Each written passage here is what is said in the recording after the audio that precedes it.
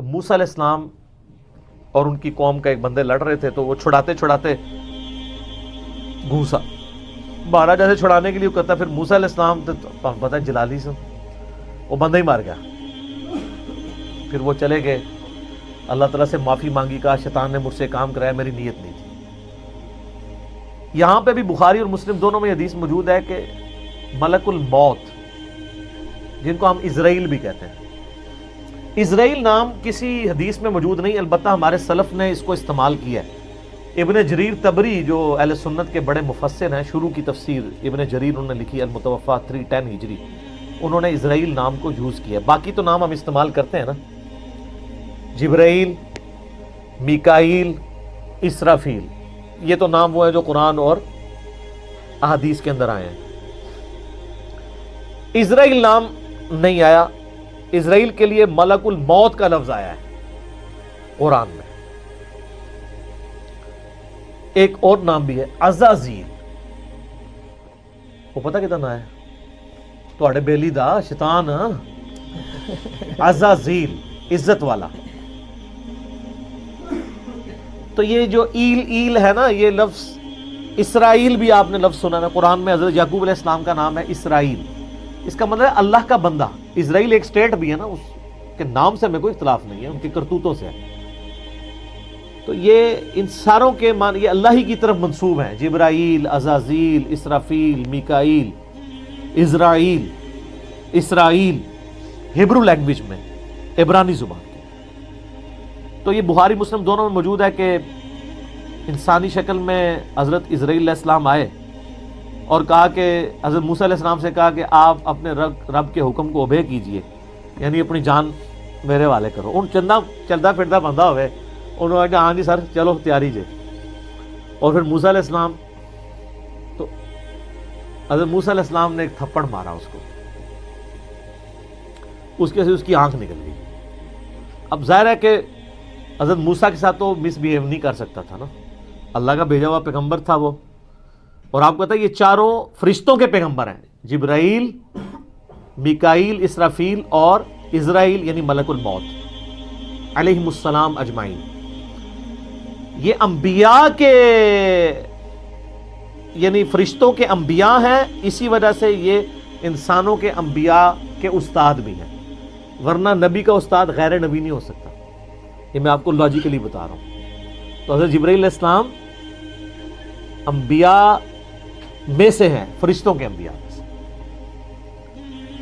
تو وہ پھر اللہ تعالیٰ کے پاس واپس چلے گئے. حضرت ملک الموت کہا کہ یا اللہ مجھے اس بندے کے پاس بھیجا ہے جو مرنے کو پسند نہیں کرتا. مرنے کو تو کوئی بھی نہیں پسند کرتا. تو اللہ تعالیٰ سے انہوں نے ریکویسٹ کی تو اللہ نے ان کی آنکھ ان کو واپس کر دی. یار حضرت اسرائیل علیہ السلام کی آنکھ نکل جائے تو وہ کس سے ملتی ہے؟ اللہ سے. تو آپ کا تو فرید الدین گنج شکر کا واقعہ مشہور ہے، کیوں نہ کہ آن دے آنکھ آندی ہے تو آن دے. سر کوئی نہیں آنکھ دے سکتا.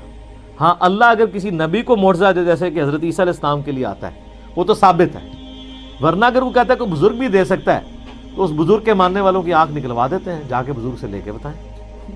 کوئی کچھ نہیں کر سکتا، اسرائیل بھی نہیں کر سکتا. ایک کہتے ہیں اسرائیل کو روح کھو لی، گیچی مروڑ دے 2 منٹ تہاڈی روح کھونے والے ہو.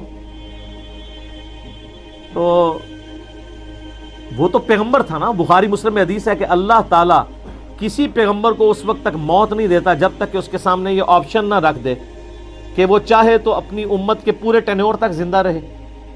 اور بخاری مسلم میں الفاظ ہے کہ نبی علیہ السلام کو بھی یہ آفر آئی تھی، لیکن آپ نے اللہ کو اللہم الرفیق الاعلیٰ کہہ دیا تھا، ورنہ آپ قیامت تک زندہ رہتے. اپنے امت، آپ کی تو امت کا ٹینیور بھی لمبا ہے. تو حضرت موسیٰ علیہ السلام نے وہ تھپڑ مارا، وہ اللہ کے پاس گئے. بخاری مسلم کے الفاظ ہیں، اللہ نے آنکھ واپس کی، واپس آئے اور کہا اچھا اس طرح کرو. اللہ کو تو پتہ تھا نا بندہ ذرا جذباتی، میرا ہی بندہ ہے تو لہٰذا میرا بھی غصے کا برا نہ مانا کرے، منو ہی اللہ نے بنایا ہے. ہر بندے کی نیچر اپنی ہے. ابو بکر عمر نہیں بن سکتے، عمر ابو بکر نہیں بن سکتے، دونوں کی اپنی نیچرز ہیں. A man can never grow out of his skin. انسان جتنا بھی موٹا ہو جائے اپنی سکن سے باہر نہیں نکل سکتا. جو شاکلہ اللہ نے دیا ہے اس کے اندر ہی اس کی وہ ہوئی ہوتی ہے بلٹ اپ.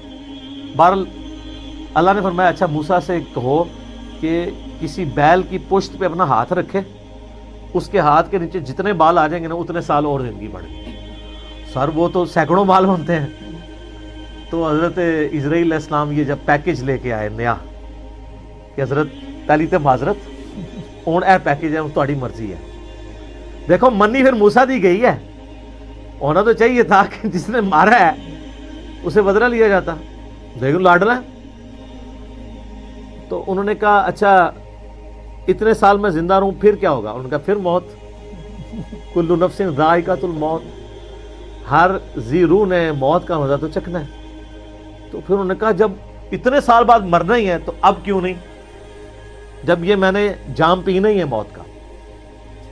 تو پھر انہوں نے کہا اے اللہ بس میں تجھ سے یہ دعا کرتا ہوں کہ مجھے ارض مقدس یروشلم کے قریب کر دے, میں اتنا قریب ہو جاؤں کہ وہاں سے اگر کوئی پتھر بھی پھینکے نا تو میری قبر تک پہنچ جائے, وہ مقدس زمین کے. جیسے ہماری بھی خواہش ہوتی ہے بقیع غرقد میں دفن ہو. مسلم شریف میں حدیث ہے کہ جس نے مدینے کے مصائب پہ صبر کیا تو میں اس کا شفیع بنوں گا. ترمذی میں الفاظ ہیں کہ ہو سکے تو مدینے میں مرو, جو مدینے میں مرے گا میں اس کی شفاعت کروں گا.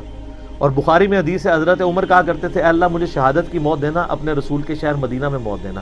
اللہ نے دونوں ان کی دعائیں قبول کر لیں, کیونکہ سب سے پہلے شفاعت اہل مدینہ کی ہونی ہے بشرطے کہ وہ آپ کے فرقے کا ہو. ہاں سر فضائل اعمال والے شیخ زکریا صاحب بھی مدینہ شریف بقیع غرقد میں دفن ہے, اور فضان سنت والے الیاس قادری صاحب کے پیر صاحب ضیاء الدین مدنی بھی وہاں پہ دفن ہے, اور ہماری ماں سیدہ عائشہ بھی وہاں دفن ہے,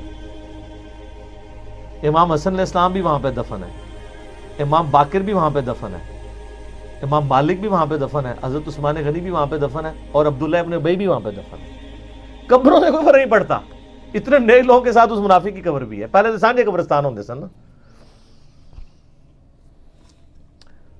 تو اچھا انہوں نے دیکھ لیں اس سے اسرائیل سے نہیں کہا کہ منو جا لین دے, اللہ سے ہی مانگا. تو اللہ نے ان کو قریب کر دیا, اور نبی علیہ السلام فرماتے ہیں جب وہ قریب ہوئے تو وہاں پہ ان کو موت دے دی. اور اگر میں چاہوں تو تمہیں سرخ ٹیلے کے پاس موسیٰ علیہ السلام کی قبر بھی دکھا سکتا ہوں. یعنی حضرت موسیٰ علیہ السلام گمنامی میں ایک قبر میں دفن ہے, کوئی مزار نہیں ہے. سر مزار یا لوگوں کا آنا اگر بزرگی کی دلیل ہو تو وہ بزرگ جس کا نام قرآن میں 125 دفعہ ہے موسیٰ علیہ السلام, اس کی قبر بھی ان نون ہے. ظاہر ہے جب وہ اکیلے وہاں پہ, بخاری مسلم میں صحیح مسلم میں 2 حدیثیں ہیں, آپ علیہ السلام فرمایا میں نے شب معراج سرخ ٹیلے کے پاس موسیٰ علیہ السلام کو قبر میں نماز پڑھتے ہوئے دیکھا ہے, اگر میں وہاں سے گزروں تو میں قبر بھی دکھا سکتا ہوں. اور اللہ کر رہے ہیں آخرت کی زندگی میں, اس کا دنیا سے کوئی تعلق نہیں. تو یہ واقعہ بالکل درست ہے. اس پہ منکرین حدیث کا یہ والا اعتراض جو تھا وہ غلط ہے کہ وہ مطلب حضرت موسیٰ علیہ السلام کی ایک طبیعت تھی, وہ کہتے ہیں نہیں نافرمانی کی ہے, اللہ کے حکم کے لیے آئے تھے. اب پتہ نہیں اس وقت کیا گیون سرکمسٹانسز تھے, ہو سکتا ہے وہ ایکسپیکٹ کر رہے ہوں کہ اس نے مجھے آ کے آفر کیوں نہیں دی ہے. جیسے نبی علیہ السلام کی بخاری مسلم میں حدیث ہے کہ کوئی نبی بھی آفر کے بغیر نہیں مرتا. تو دیکھو نا بھائی پھر پیکج لے کے آیا ہے نا, وہ پہلے لے کے آتا نا. ٹھیک ہے, باقی ہر چیز اللہ کی مرضی سے ہی ہو رہی ہوتی ہے.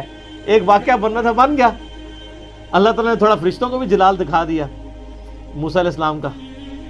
تو باقی وہ جب پیکج لے کے آیا تو پھر دیکھیں انہوں نے اس کو ڈیل صحیح طریقے سے کیا. تو موسیٰ علیہ السلام اللہ کے بندے ہیں, پیغمبر ہیں, اور اللہ کے بڑے لاڈلے ہیں.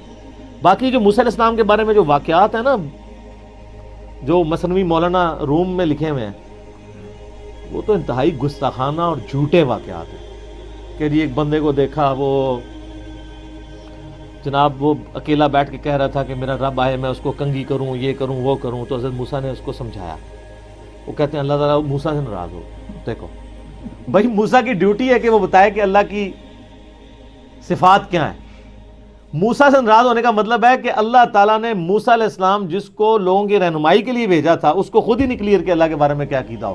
تو یہ نلائکی موسیٰ کی ہے یا اس کے ٹیچر کی ہے؟ یہ تو اللہ کے اوپر چلی جائے گی بات, جھوٹ ہے. پھر ایک اور مثنوی مولانا روم میں واقعہ لکھا ہے کہ وہ اللہ نے کہا مجھے انسانی گوشت چاہیے. بھئی اللہ کو جب انسانی گوشت چاہیے تھا نا تو وہ یہ طریقہ نہیں تھا. وہ ابراہیم علیہ السلام کا تھا اپنے بیٹے کو قربان کر, وہاں پہ بھی مینڈا آ گیا تھا. وہ کہتے ہیں جی حضرت موسیٰ علیہ السلام پھر جگہ جگہ پھرے، کوئی گوشت نہیں دے رہا. ایک بندے نے کہا جی جناب دسو ایتھو وڈا ہر جگہ دی. انہیں کہا جی ایک بوٹی لے جاؤ میرے رب نو کیڑی پسند ہے. لوگ کہتے ہیں واہ سبحان اللہ. وہ یہ بتانا چاہ رہے ہیں کہ نانگے پیر جو بیٹھے ہوئے ہیں نا کپڑے اتار کے، ان کا مرتبہ نبیوں سے زیادہ ہے. لیکن یہ ڈائریکٹ کہیں گے تو آپ 295C ان پہ لگائیں گے، تو وہ انڈائریکٹلی اس طرح کی باتیں کرتے ہیں اور آپ سبحان اللہ کہتے ہیں. دیکھو کیڈے شعار نے تواڈے کو کفری گل تے سبحان اللہ کھوا لیندے نے. اور دوست دیتے ہیں مثنوی مولانا روم شریف، جس طرح کو بخاری شریف یا مسلم شریف ہے. یہ مولانا شریف ہی ہے، بخاری مسلم تو نہیں ہے، قرآن تو نہیں ہے. اور پھر اللہ نے ڈانٹا کہ موسیٰ تو بھی تو انسان تھا، تو نے اپنا گوشت کیوں نہیں دیا. دیکھو اور یار جب اللہ نے ابراہیم کو کہا، ابراہیم کے بچے نے بھی دوسری بات نہیں کی ہے، تو موسیٰ بھی پیغمبر تھے، انہوں نے بھی دوسری بات نہیں کرنی تھی. اگر اللہ کے اس حکم کے تحت وہ سارے معاملات چل رہے ہوتے. بالکل جھوٹ ہے. اس طرح کی کئی ایک باتیں مشہور کی ہوئی ہیں دین کے نام کے اوپر، سب کے سب فراڈ ہے. اللہ کا شکر ادا کریں کہ آپ کو مرنے سے پہلے پتہ چل جائے. وہ ایک پیر صاحب تھے نا، وہ فوت ہو چکے ہیں. تو وہ بڑا ٹی وی پہ ان کا وہ ایک ٹی وی چینل بھی انگلینڈ سے چلتا تھا. وہ کہتے تھے جی میں بڑا پریشان تھا کہ میں درس و تدریس کا سلسلہ کیسے شروع کروں. میں بڑا پریشان تھا کہ روزانہ درس دینا پڑے گا، کون سی کتاب سے دوں. تو اللہ نے میرے دل میں ڈالا مثنوی مولانا روم کا درس دے. تو اے اللہ نے یہ کتاب اپنے نبی کے ذریعے بھیجی ہے. وَأُوحِيَ إِلَيَّ هَذَا الْقُرْآنُ لِأُنذِرَكُم بِهِ وَمَن بَلَغَ.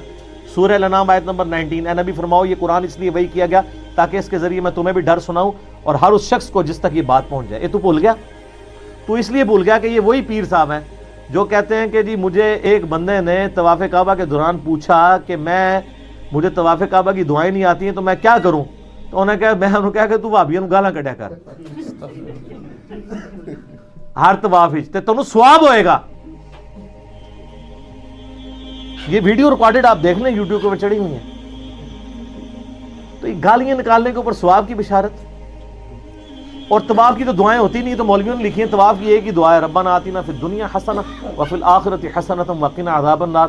وہ بھی رکن یمانی سے لے کے حجر اسود تک ہے سنن نبی داؤد میں. اور کوئی دعا نہیں ہے، جو مرضی آپ طواف میں پڑھیں، جو مرضی. مراد یہ گالیاں یہ نہیں کتابوں سے بھابی سنیاں نو گالاں کڈ رہے ہو، سنی بھابیاں نو، شیعہ سنی نو، سنی شیعہ نو. ٹھیک ہے، تو اے نہیں سر. میں نے طواف کعبہ میں ایک انڈین جوڑا دیکھا، بابی اور بابا.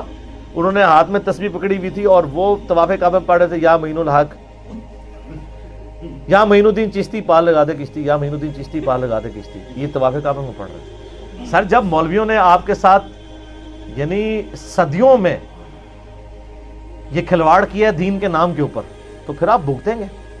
لیکن اللہ کا شکر ہے ہر عروج کو زوال ہے. ان کا زوال اب آپ کے سامنے ہے کہ باپ دادا گمراہی کے پیشوا تھے، آج اولادیں جو ہیں وہ 3 طلاقیں دے کے اور 4 تکبیریں پڑھ کے اپنے آباء و اجداد کے مذہب کو دفنا کے جھوم جھوم کے کہہ رہی ہے کیا کہ نام ہے وابی، نام ہے بابی، میں ہوں مسلم علمی کتابی. ٹھیک ہے.